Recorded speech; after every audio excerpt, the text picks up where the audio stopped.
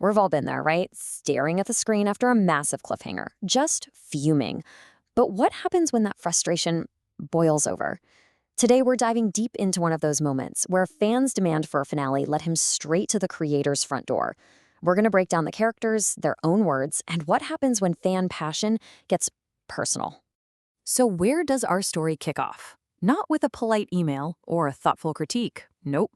It starts right here with this raw, unfiltered explosion of frustration.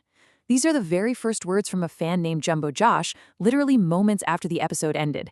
This is the spark that lit the whole fuse. So you have to ask, how does a simple cliffhanger on a Lev show lead to something so extreme?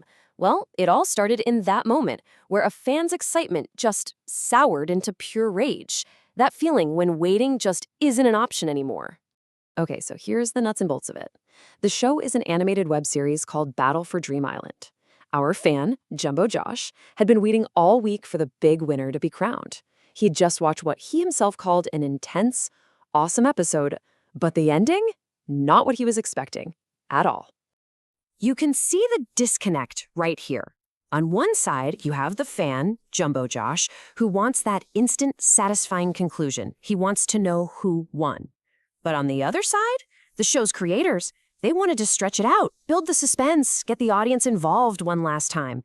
And that gap right there between expectation and reality, that's what fueled this entire fire. And this brings us to the man himself, Jumbo Josh. He basically made a decision right then and there. If the finale wasn't going to come to him, well, he was going to go to the finale. This quote right here, it tells you everything. You can hear the history in his voice. This wasn't just about one episode. For him, this was the last straw after a long line of what he called bullshit delays. He felt like his loyalty, his patience as a fan, had been taken for granted. He was done being patient. So what do you do when you're a fan who's been pushed to the edge? Well, you make a plan, and it escalates quickly.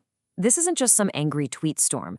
This is a full-on strategy to physically show up at the creator's house and demand they release the episode. The stakes just went from 0 to 100. And this is the moment. The line is officially crossed. It's not a suggestion anymore. It's a threat. He's put it out there, he's on his way, and a real-life confrontation is now absolutely 100% happening. Okay, so let's hit pause on Jumbo Josh driving across town in a rage. Let's switch perspectives. Because while all that is happening, a creator is at home, probably thinking about his next steps for the show, completely unaware that his evening and his entire creative process is about to get seriously interrupted. And this is where you see the two worlds just slam into each other. For Jumbo Josh, it's so simple, right? Just click the button. But for the creator, that demand is just impossible. It completely ignores the reality of animation, sound design, editing, all of it. It's this total misunderstanding of what it actually takes to make something. So let's actually break down what the creator calls the structure of the show.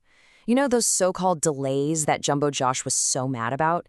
Turns out they're not delays at all. They're deliberate steps. You got to build the hype, then you let the audience vote to get your final two. And only then can you even start the long, hard work of actually making the finale. It's a process, not a light switch. Which brings us to the climax, the face-to-face showdown. This is the moment where the raw, emotional demand of a fan smacks right into the calm, step-by-step logic of the person who actually makes the thing. And here it is. This is the creator's whole defense, laid out plain and simple. He wasn't trying to mess with the fans. He was just following the rules of his own show. That cliffhanger wasn't the end. It was a crucial step to get to the end, a detail that Jumbo Josh, in all his anger, had totally missed. And right here, this is the turning point. After all that, after driving across town, bursting into a stranger's house, Jumbo Josh finally hears it. He gets it. The wait that drove him crazy wasn't some mistake or a mean-spirited delay. It was baked into the show's DNA from the very beginning. So, everything's solved, right? Happy endings all around? Well, not so fast.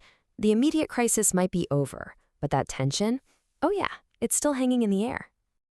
So, for the moment, logic wins. Jumbo Josh actually accepts the explanation and agrees to wait. He backs down. But he doesn't just walk away quietly. He makes sure to leave them with a little something to think about. Yikes. So yeah, this truce, it comes with conditions. He's basically saying, okay, I'll play by your rules for now, but you better deliver. This quote shows his mindset hasn't really changed. He's just pushed his deadline back. The creator has bought himself some time, but now the pressure is on like never before. And from the creator's side, you can just feel the shock. You know, he gets that fans are passionate, but this was something else entirely. It was a wake-up call to this darker, more intense side of fandom, where the screen between creator and fan can just disappear. And that's really the big question this whole wild story leaves us with, isn't it? We all love the things we love, but this whole incident really shines a light on that blurry, uncomfortable line between being a passionate fan and putting on toxic pressure. It makes you wonder, where exactly is that line, and men, how often is it getting crossed these days?